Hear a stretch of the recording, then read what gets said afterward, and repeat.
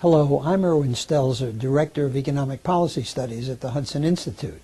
And I'd like to spend a few minutes today just discussing what's going on when a Treasury Secretary goes to China to talk to the Chinese about areas of mutual interest. The G20 met in London several weeks ago now, and will meet again in Pittsburgh in a few weeks. But really what people are talking about in terms of solving the current economic problem is a G2 of China and the United States.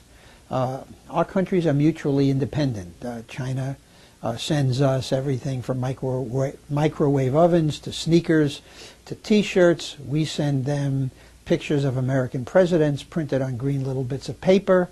They send the green little bits of paper back to buy our IOUs, our treasury bills and notes that are pouring out as our deficits rise.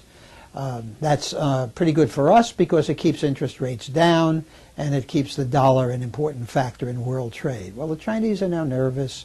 They have the feeling that with all the dollars we're printing, the stuff they have in their vaults will end up being worth less and less over time, which is a reasonable assumption. And in fact, it's one shared by American investors who are now asking for more and more and higher interest rates if they are to accept Treasury IOUs.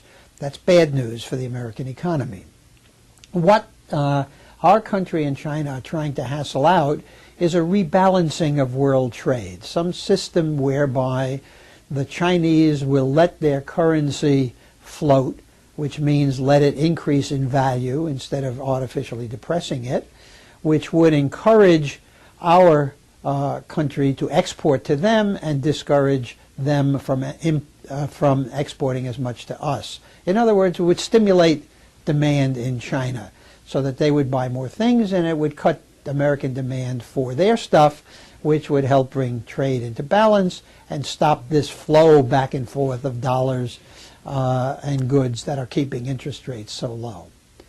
Two displays of muscle preceded the meeting.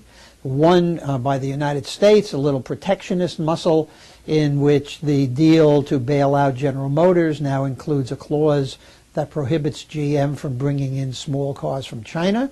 That worries China.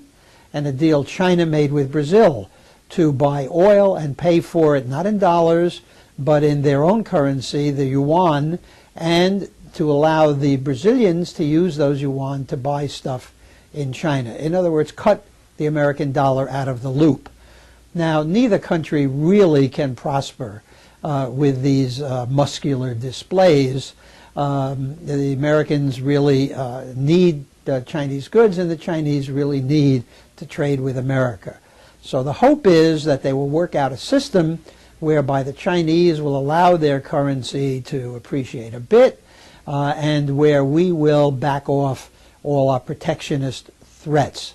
That would enable a sort of coordinated recovery of the two most important economies, which theoretically would pull the rest of the world along into a better economic situation and out of recession. I know that's complicated, but it's certainly worth thinking about, and I thank you for your attention.